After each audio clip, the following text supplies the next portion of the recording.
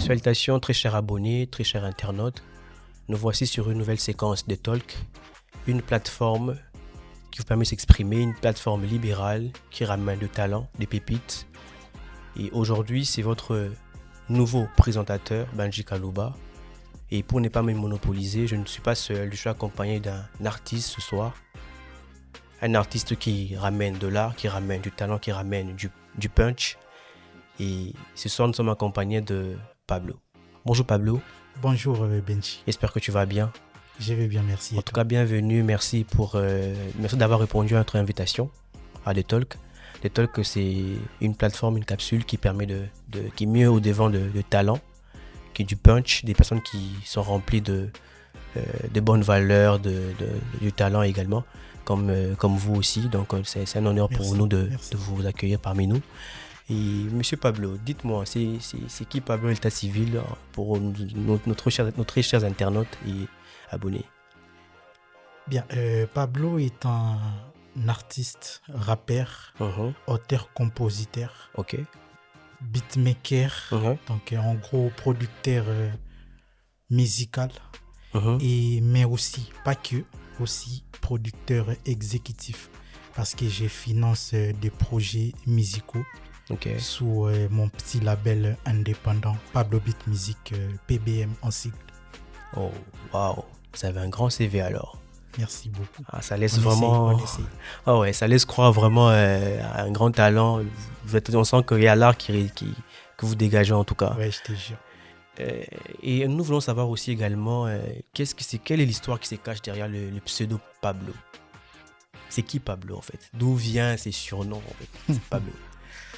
Ouais, c'est vraiment une histoire un peu chelou.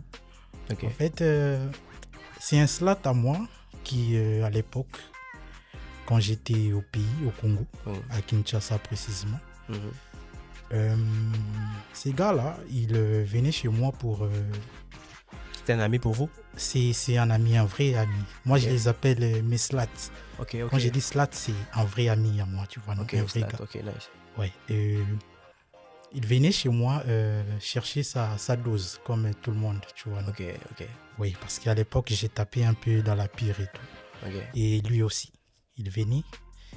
Et c'est à cause de ça, le fait que quand il vient chez moi, il voit des gens qui viennent faire la même chose que lui, chercher leur dose et tout. Voilà, quand j'ai dit dose, tu comprends. Ouais, pour nos internautes aussi, la dose, ils veulent comprendre aussi également. Nos internautes sont un peu... voilà. Exactement. Et voilà, il a réfléchi et un jour, il vient, il m'appelle, il dit en mode, toi, tu es Pablo Escobar en fait. Tu es le baron de... Le baron, ouais. Le baron des... Le baron, ouais. Donc, voilà, c'est comme ça que ça a pris tout le monde qui venait. En fait, tous les quartiers, c'était Pablo Escobar, tu vois. C'était à cause de ça, en fait. En fait, ça n'avait rien à voir avec le côté artistique, en fait. Rien à voir. Avec la musique? Non, rien. Rien à voir du tout. À cette époque-là, la musique... Bon, déjà, j'ai commencé à gratter des textes bien avant même. Bien avant, ouais. Mais quand je me suis lancé dans tout ce qui est... Voilà. Des produits illégaux et tout. J'ai mis à côté... Tout ça, c'est parti. L'énergie, la musique. Ça ne me parlait plus. Tu vois, non? Oui, parce que... voilà. J'étais très occupé à faire ce que je faisais. Rien à voir, le pseudo n'a rien à voir avec la musique.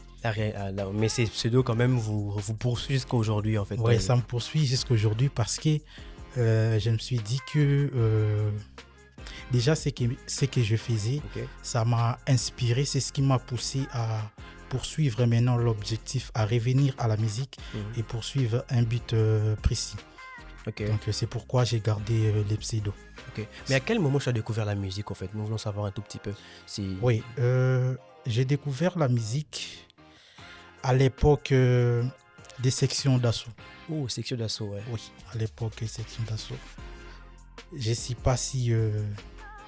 C'était en quelle année par exemple Oui, ça a commencé avec mon frère. Mon frère, c'était un peu comme mon professeur de physique quantique appliqué au rap. Il m'a appris que les rimes avaient des particules et que chaque punchline avait sa gravité propre.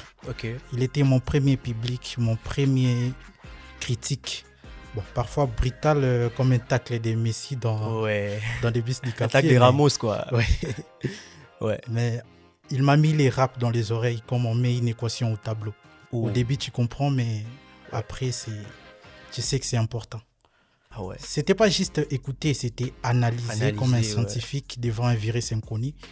Il m'a appris l'écoute, pas juste la musique, mais le silence, les respirations, comme dans un match de basket avant un dunk.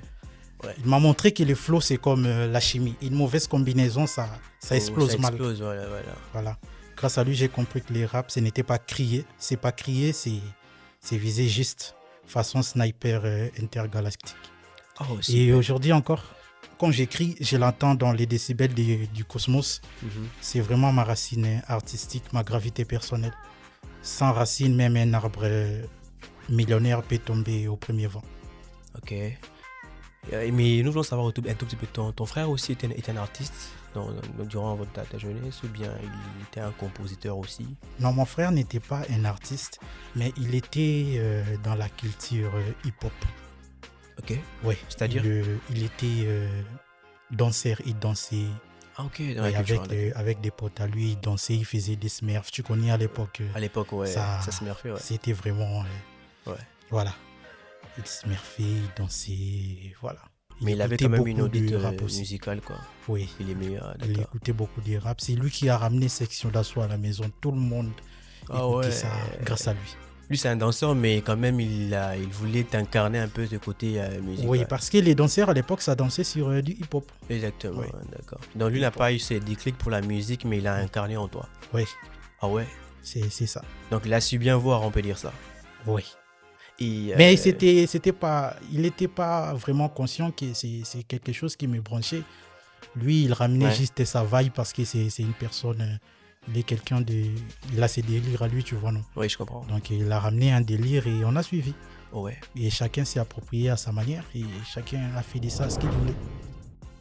Mais à quel moment tu as compris? Parce que je pense, dans tes dires, tu as signifié que tu as compris que la musique est venue en toi étant jeune. On t'a proposé aussi la musique étant jeune. Donc voilà, et à quel moment je t'ai rendu compte que c'était plus un jeu, mais c'était devenu vraiment de l'art à prendre vraiment au sérieux? Un chemin à froyer, un chemin à suivre. À quel moment en fait? Quel est le déclic en fait? Ouais, c'est arrivé les jours où rater un couplet me faisait mal, plus mal que rater un match de foot contre l'équipe d'Mbappé. Oh. Quand j'ai préféré les studios à la fête. Ah vu ouais? que mon cerveau tournait comme un GPI en plein stimulation des back-outs. Quand j'ai compris que le son survivait à mes humeurs et un peu comme un Bitcoin qui résiste au crash. Oh ouais. Ouais. Un jet, tu peux l'éteindre, mais la musique me rallumait. Comme un serveur qui reboot miraculeusement. J'ai compris que c'était sérieux quand j'ai vu que chaque note influençait ma vie comme une formule de Newton. Ouais. Même en chaos mental, le rythme est resté stable. C'était plus un passe-temps. En fait, c'était plus un passe-temps, c'était une mission en fait. Une mission. J'ai arrêté de jouer avec la musique. J'ai commencé à travailler pour elle. Un peu comme Elon Musk avec SpaceX. SpaceX, ouais. Et les restes, c'est juste du brut, tout simplement. Et tu as quand même quelques textes que tu as écrits durant ta jeunesse dont tu le préserves dès aujourd'hui? Oui. Bien sûr. J'ai rien mis j'ai mis au placard, mais j'ai rien jeté. T'as rien jeté? Pas dans la corbeille. Un jour, quand ça pull up, ça peut revenir sur l'actualité. Ça revient toujours. Ça revient toujours? Toujours. Ah, d'accord. Mes tout premiers textes. Mais souvent, dis-moi, tu as dit que dans tes dires, tu as signifié un truc qui est très capital, que tu t'es inspiré de tes émotions, tes humeurs. Oui. Tu t'es inspiré de quoi en fait? Parce qu'une émotion carrément a un fondement, tu vois. Par exemple, si je t'énerve aujourd'hui ou bien quelqu'un te fait du mal, c'est sur base d'une histoire qui t'a fait mal et tu t'es mis à écrire. Et souvent, tu t'es nourrissais de quoi en fait pour écrire tes textes? D'une histoire, un vécu familial, je sais pas moi, d'un truc à l'école, d'un truc dans le quartier. C'était comment? En gros, je m'inspirais et je m'inspire toujours de la nature. Moi, je suis un mec de la nature en fait. Ok. Moi, je me laisse emporter par la nature. En fait, tout ce qui tourne autour de moi, tout ce qui m'entoure, j'écris sur tout ce qui m'entoure. Donc, un écrivain, en vrai, moi je réfléchis en vrai comme un écrivain. Ok. Quand tu as, par exemple, je vais donner un exemple terre à terre. Quand tu arrêtes, par exemple, un écrivain, soit tu les laisses partir, soit tu les fais ce que tu veux. Mais si tu les fais ce que tu le veux, il va écrire. Juste après, il va écrire. Donc, tu vois. Donc, c'est un peu ça. Moi, tout ce qui m'arrive, tout ce qui t'arrive, j'écris tout le temps. Mon bloc-notes, il est ouvert 24 heures sur 24. Donc, au moment, après l'émission, tu peux écrire une histoire sur notre... Tout à fait. Ah, d'accord. Ah, d'accord, super, Pablo. Donc, pour ceux qui nous suivent, Pablo affirme qu'il c'est un gars qui s'inspire vraiment de la nature, de tout ce qu'il voit. Et pourquoi pas des talks, cette émission, tu peux t'inspirer aussi. Et pourquoi pas aussi écrire. Et par rapport à tes écrits, tu n'as pas rencontré peut-être des soucis financiers. Bon, tu écris, mais une certaine production, par exemple, pour aller au studio.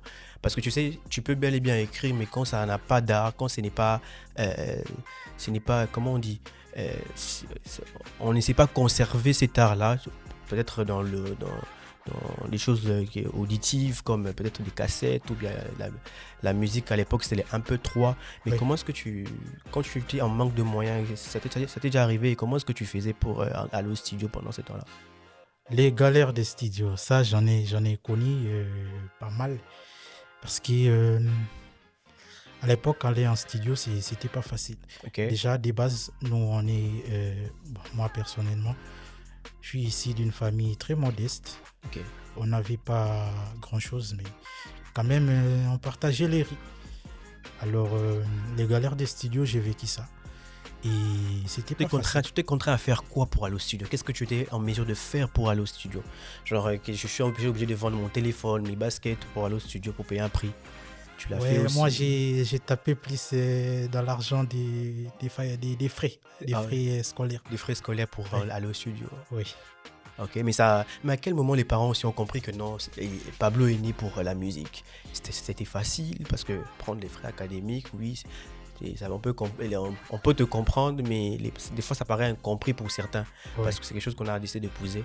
Et comment est-ce que les gens ont compris que voilà, tu étais prêt à tout pour ça? En vrai, ils n'ont rien compris à l'époque, en fait. Ils n'étaient au courant de rien du tout. C'était juste entre moi et l'Éternel. C'est lui seul qui savait ce que je faisais. Donc voilà. Si je tape un peu dans les frais, je vais avec un pote à moi à l'époque, BH Easy.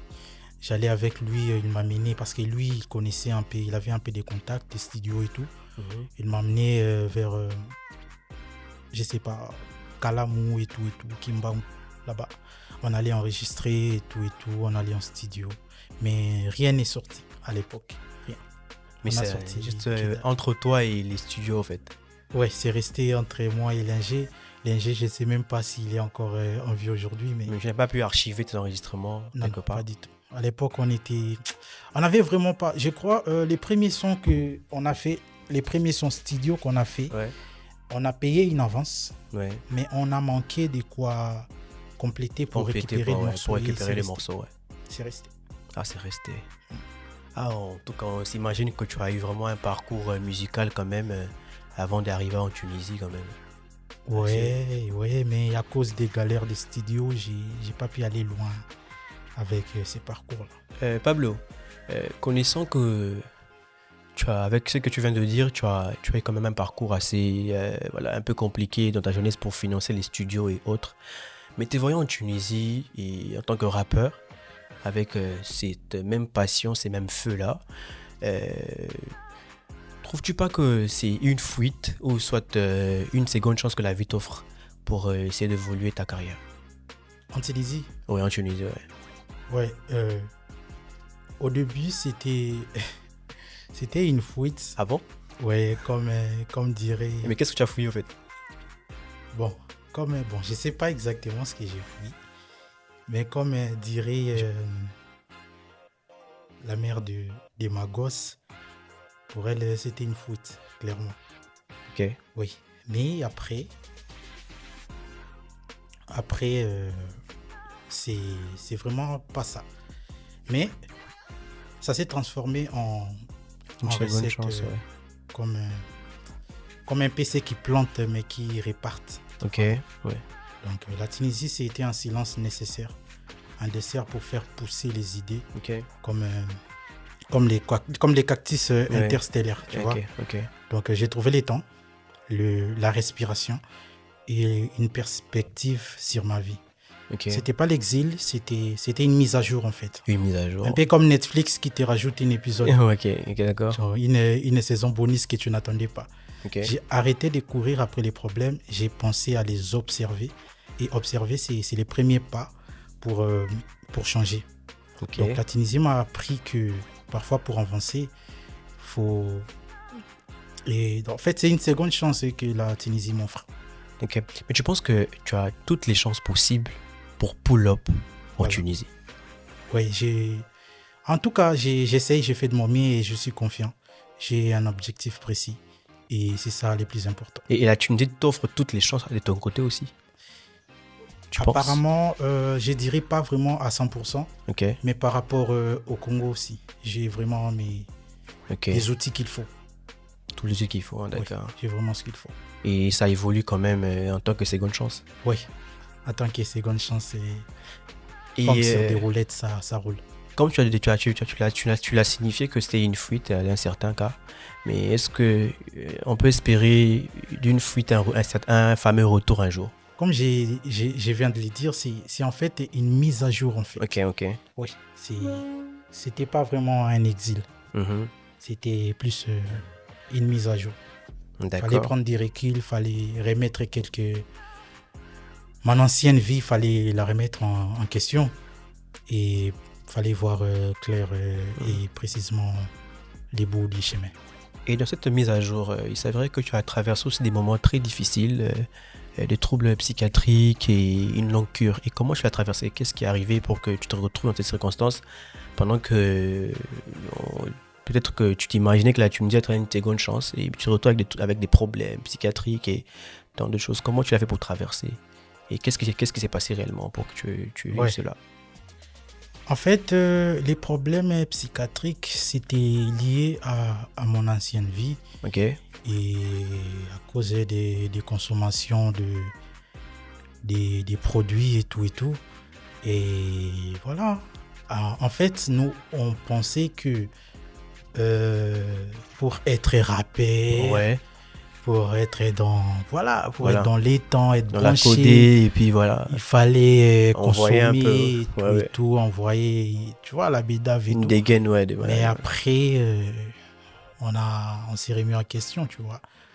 Moi, les passages en psychiatrie, ça m'a fait réfléchir. En tout cas, sans forcer, c'était automatique. Donc, voilà, je me suis reconstruit. Donc, pierre après pierre, je me suis reconstruit. D'abord, on évalue les dégâts, puis on comble les fissures.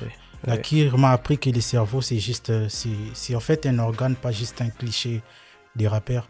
J'ai arrêté de me battre contre moi-même.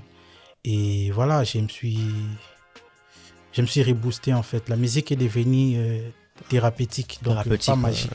Juste honnête, comme un dialogue entre Einstein et Newton. Donc aujourd'hui, je suis conscient et la conscience, c'est une arme plus puissante que tous les effets spéciaux de Hollywood. Mais pendant ces temps-ci, pendant que tu es passé, que tu as traversé ces moments, est-ce que tu t'es dit soit je m'en sors, soit je perds? Exactement. Donc, soit je m'en sors, soit voilà. Tu penses que cette dépendance-là allait éteindre beaucoup plus ta musique ou ta personne? Comment? Pendant que tu traversais de moments assez difficiles, assez curatifs, assez psychiatriques et autres, tu penses que ça allait vraiment éteindre ta carrière ou éteindre ta personne? Oui, moi je me disais que ça allait vraiment me ruiner sur tous les points. Comme par exemple? La vraie erreur, c'est l'indifférence, pas la douleur. Pas comme dans un jeu vidéo où tu perds tes points de vie. Donc, j'évite de route. comme dans les mangas, anti-héros et héros. Et j'ai choisi la responsabilité plutôt que la facilité. Pas la motivation, mais la responsabilité. La motivation, ça va, comme un panier, comme un shoot mal visé. Mal visé. Mais la responsabilité, ça reste, voilà. Donc, ce choix m'a sauvé et ça m'a accompagné. Donc, ça m'accompagne à chaque production jusqu'à aujourd'hui. Et pendant cette dépression, tu peux se confier à nous que tu n'as pas perdu le goût de la musique pendant ces temps-là, ou soit la musique était partie pendant que c'est... Parce que la musique, ça me demandait rien. Elle était là constante, comme la gravité ou la formule de la vitesse de la lumière. Même quand je n'étais plus capable d'être quelqu'un, elle remplissait l'espace. Et je pouvais être absent, mais elle restait présente. Mais est-ce que tu peux expliquer pourquoi la musique n'est pas partie? Est-ce que tu peux essayer de comprendre pourquoi elle n'est pas partie? Oui, j'y arrive. Donc, je pouvais pleurer, je pouvais rire, mais la musique faisait les dés avec moi, tu vois. Avec toi, d'accord. Donc, elle ne juge pas, elle accueille. C'est pour ça que c'est resté, en fait. Parfois, les plus grands amours, c'est se lancer. Et ça m'a sauvé sans le savoir, en fait. C'est un peu ça. Ça, c'est délicat. Hein. C'est un grand témoignage, ça. Un grand témoignage. Aujourd'hui, même quand j'en parle avec ma mère, elle me dit que je suis chanceux et Dieu m'aime beaucoup. Mais avec tant de recul, tu penses que les reculs, c'est souvent une faiblesse ou c'est souvent une force? Parce qu'on estime que pendant ces temps-là aussi, peut-être que tu t'es absenté d'une manière ou d'une autre. Mais tu peux traduire du recul par une faiblesse ou une force. Des fois, il faut reculer parce qu'on est faible ou il faut reculer pour prendre de l'élan encore. Parfois, il faut reculer pour... moi, personnellement, je pense que parfois, il faut reculer pour remettre en cause tout ce que tu as mal fait. Tes erreurs, tes mauvais choix, les mauvaises décisions que tu as prises dans ta vie. Tu prends du recul, tu réfléchis à tout ça, tu remets ta vie en question et tu reviens avec force, tout simplement. Une confidence, Pablo. Oui, vas-y. Fais-nous une confidence, en tout cas. Qu'est-ce que Pablo s'est juré de ne plus faire? Ses erreurs de son passé, et des erreurs du passé, et que dans le présent, il ne les fera plus jamais. Qu'est-ce que tu t'es juré de ne plus jamais faire? Tu t'es nourri des erreurs du passé. Tu dis, bon, j'ai fait ça, mais aujourd'hui, je me promets d'être un modèle. Qu'est-ce que je ne ferai pas ça dans la musique? Je ne ferai pas ça. Oui, et moi, j'ai dit que ce que je ne peux plus faire, c'est son bon. Je ne peux pas énumérer parce que ça... C'est peut-être trois trucs capitaux ou peut-être que tu t'es promis. Non, en gros, ce sont les erreurs du passé. Parce que en ce moment, je te jure que je pète la forme, en fait. Je respire musique, je dors musique, je me réveille musique, je chie musique, je mange musique, tout. L'énergie qui m'entoure, c'est la musique, en fait. Donc, si je dois citer une ou deux... Deux ou trois confidences. Non, 3 c'est trop. Je risque de m'incriminer ici, j'invoque les 5e amendements. C'est Pablo à l'écoute, hein. On t'écoute en tout cas. Je dirais la Bidave. La Bidave, premièrement, parce que c'est vraiment lui qui est venu tout gâcher dans ma vie. Et les femmes. Une confidence, ça reste entre moi et Pablo sur des talks. En tout cas, c'est un plaisir de t'entendre, Pablo. Et Pablo s'est juré. Hein. Attends, ça reste entre nous ou bien entre nous, ça passera pas. Merci Pablo. Pablo, est-ce que tes expériences amoureuses influencent ta façon d'écrire, ta manière d'écrire, de texter, une musique et autres? Évidemment. L'amour, c'est la plus grande expérience scientifique jamais menée. Ça crée des réactions chimiques, ça crée des crashs émotionnels, des becs de système. Donc voilà, chaque relation laisse une empreinte, comme une ligne de code dans le cerveau. quand tu aimes, tu écris différemment. Quand tu perds, tu écris mieux. Mais malheureusement, je n'écris pas pour régler des comptes, mais pour comprendre le phénomène et tout. Donc l'amour affine la plume, ou il la détruit. Dans les deux cas, ça fait des morceaux intéressants. Donc on peut comprendre qu'il y a aussi un peu de la romance dans tes écrits. Oui, bien sûr, il le faut. Tu écris pour te consoler depuis du passé ou pour passer à autre chose? Parce qu'on a comme l'impression que c'est une blessure qui ne guérit pas. En fait, comme j'avais dit un peu précédemment, moi je m'inspire de tout. Tu me fais du mal, j'écris. Tu me fais du bien, j'écris. Ok. Tout simplement. Tout simplement. Oh, très belle réponse, Cap Pablo. Merci. On a comme l'impression d'avoir un grand écrivain devant moi et voilà, et avec les temps d'islam et voilà. À part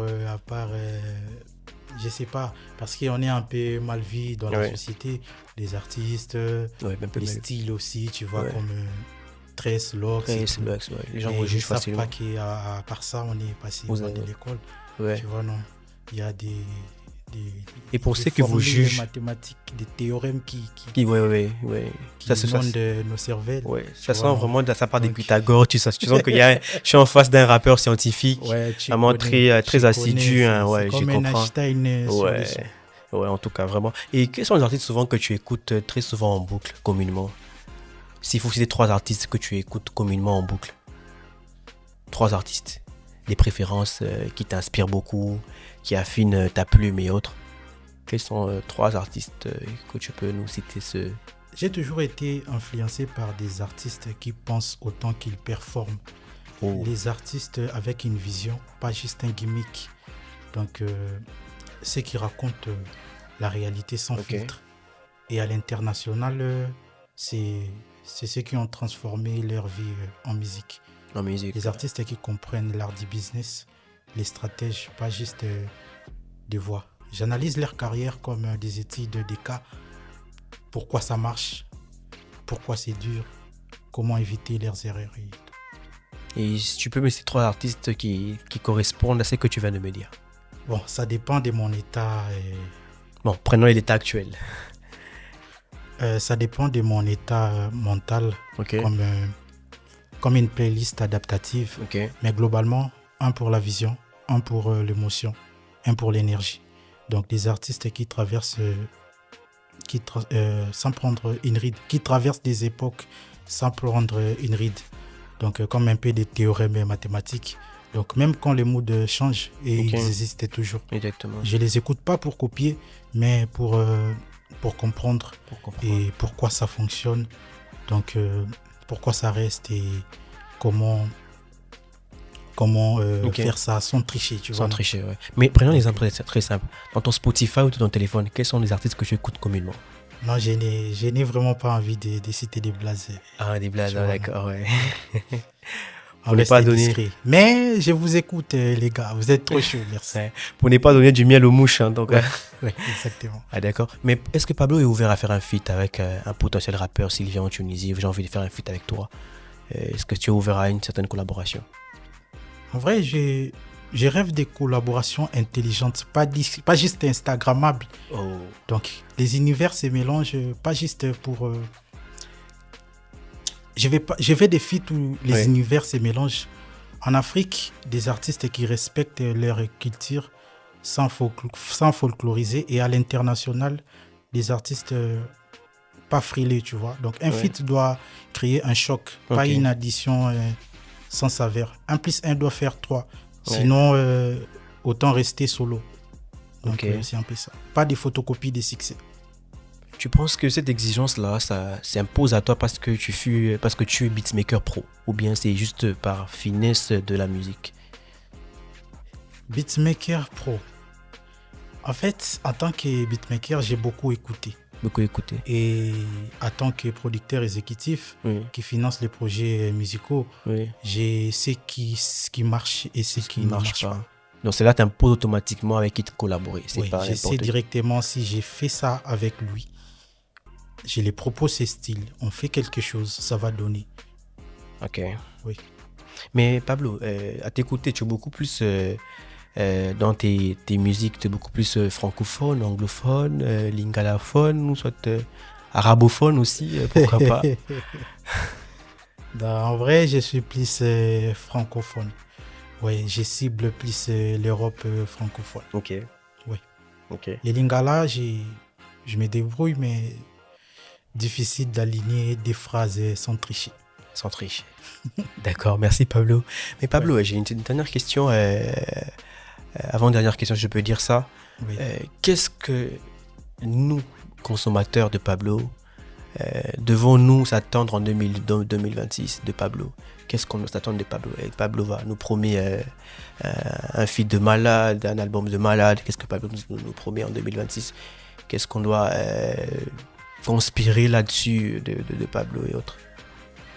En tout cas, ce que vous pouvez attendre de moi cette année, parce que si je suis là déjà sur ces plateaux, c'est que ça commence vraiment, les choses sérieuses vont suivre juste après cette émission.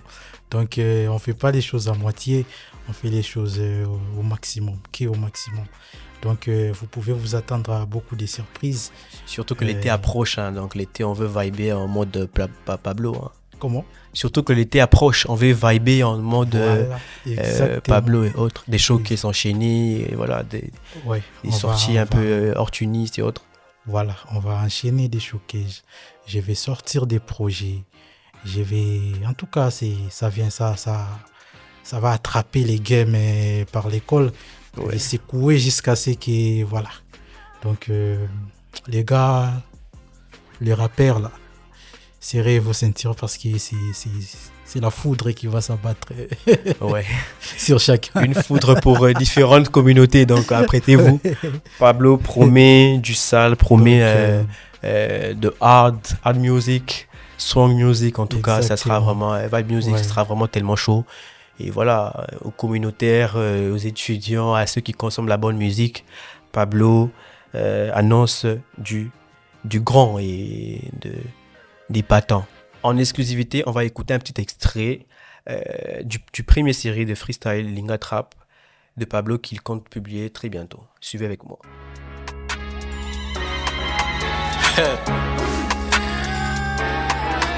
Pablo.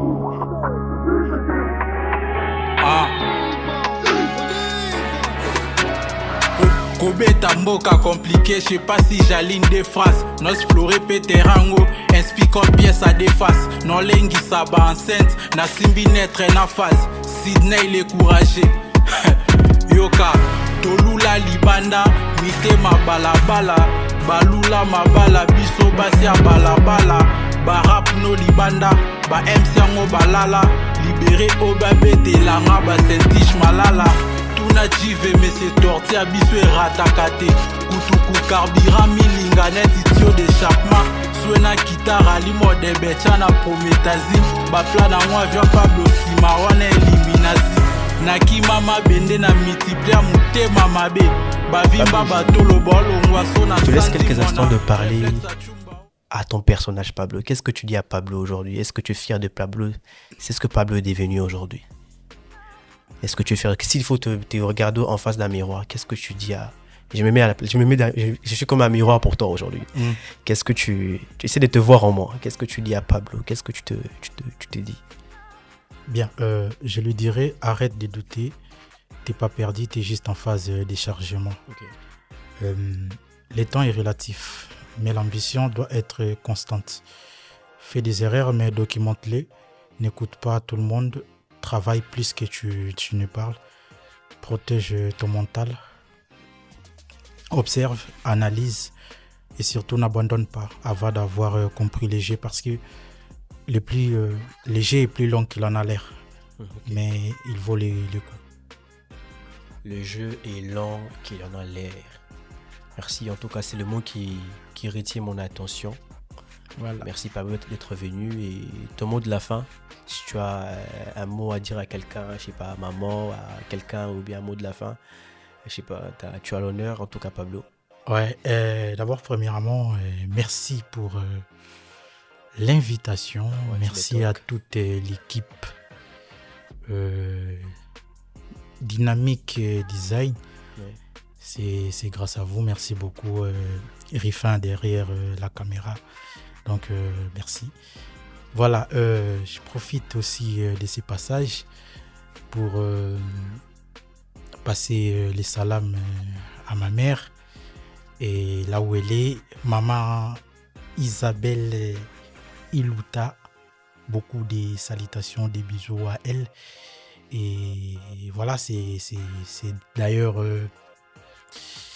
les noms que j'ai donnés, les prénoms que j'ai donnés à ma gosse de 4 ans, qui va avoir 4 ans bientôt. Okay. C'est les noms de ma mère, donc j'aime beaucoup ma mère. Merci aussi, et je passe aussi également les salutations à mon père, Dona Ekofo, qui moi-même j'incarne le nom. Okay. Les salutations à toute la famille Ekofo au complet. Okay. Donc les 6 gaillards, donc ça bouge pas. Arnold, Neville Ekofo, Shadrach Ekofo, moi-même Ekofo, et Meshach Ekofo, William Ekofo. Donc merci à toute la famille. La famille c'est sacré, c'est important, et moi j'ai vécu pour la famille. Ouais. Merci. Merci beaucoup Pablo, merci pour ton passage, merci d'avoir répondu à notre invitation. Merci beaucoup. Et la phrase qui me retient de ton passage, les jeux lents qu'il en a l'air, très lent. Oui. En tout cas, ça montre juste que les games est trop lent. Mais ça, une bonne continuité, voilà. Et moi, je souhaite en tout cas big up à toi et bonne chance. Merci. Et voilà, je crois que les portes seront favorables, et voilà. Peut-être durant l'été, on va vibrer vous allez kiffer. Sous Pablo, voilà. D'ailleurs, l'été même, c'est loin bientôt, là. Ramadan. Là. Et tu me mettras en chaud pendant l'hiver. Ça va envoyer déjà les Ramadans. Ça va envoyer, donc apprêtez-vous, rappeurs, en tout cas qui sont à Tunis et tant d'autres ailleurs. Ça va être chaud. Apprêtez-vous, ça sera vraiment chaud. Merci Pablo pour ton passage. En tout cas, nous sommes arrivés presque. Je peux faire des annonces. Si tu veux, hein, voilà. Quelques annonces. Tu peux annoncer. Oui, je tiens à signaler, à faire cette annonce à tous mes slats, tous qui me suivent sur les réseaux, tous qui me connaissent, de loin comme de près, que déjà c'est 14 février, on sera à Copa Club, les Mosaïques, les plus grands clubs subsahariens de Tunis. On sera là le 14 février, soirée glamour avec comme thème flair et passion. Donc venez avec Pablo Beat, on va ensemble célébrer l'amour. Et à part ça, pour mon propre compte, donc à partir, je donne pas vraiment la date précise, mais à partir du mois de Ramadan, je sais pas ça commence quand, mais c'est plus loin, c'est le mois prochain sûrement. Ça va déjà drop quelques tracks sur les réseaux, sur les plateformes. Et voilà, je compte partir pour un début avec un freestyle, une série de freestyle que j'ai intitulé Linga Trap. Donc de la trap en lingala, je vais rapper en lingala. Enfin, je vais essayer. Pour moi, c'est une façon de m'introduire dans les games et au passage faire un petit coucou, pourquoi pas aux games congolais, et voilà, faire un signe de vie, qu'il y a un Pablo quelque part qui vous fait coucou et il arrive méchamment, mais ne vous inquiétez pas, peu importe les missiles que je vais rafaler, moi je vise plus l'Europe francophone, c'est sans prétention, mais les rap en lingala ne me branchent pas, tout simplement. Merci Pablo, merci pour ton passage, ton intervention surtout. Merci. Assez intelligible, assez fondé scientifiquement, tes textes, même t'entendre parler. On a comme l'impression que c'est un roman, quelqu'un en train de te souffler à l'oreille là, avec tes casques. Donc en tout cas, merci pour ton passage. Merci Pablo. Donc nous sommes presque à la fin de notre mission de Talk. En tout cas, un cadre assez propre et expressif en tout cas. Clean. Je pense que tu as beaucoup aimé. Pablo, merci beaucoup. En tout cas, je pense que tu nous enverras une fois que tes tracks vont sortir. Je crois que la semaine prochaine. Oui, bien sûr. Pas de problème. Et pourquoi pas t'accompagner à la soirée Copa aussi également le 14. Oui, en tout cas, nous sommes presque arrivés à la fin. Vous vous disant à la prochaine fois. À ceux qui ne sont pas abonnés, veuillez cliquer sur la cloche de notification afin de manquer aucune de nos vidéos sur toutes les plateformes Facebook, TikTok, Instagram. Et voilà, je tiens aussi à dire merci à toute l'équipe qui nous accompagne, l'équipe de Talk. Je tiens à dire merci à Ruffin pour cette opportunité et surtout votre nouveau présentateur, Banji Kalouba, que je suis. Donc je tiens à dire merci aussi à mes parents et voilà, mes amis, mes connaissances qui me soutiennent de près, de loin. Merci à William Saliba, merci à Deba pour la logistique aussi également. Merci à Keina et sans oublier la personne qui m'a introduite à The Talk, Emmanuel, à Gianni, que Dieu te bénisse. On se revoit la prochaine fois. Bye.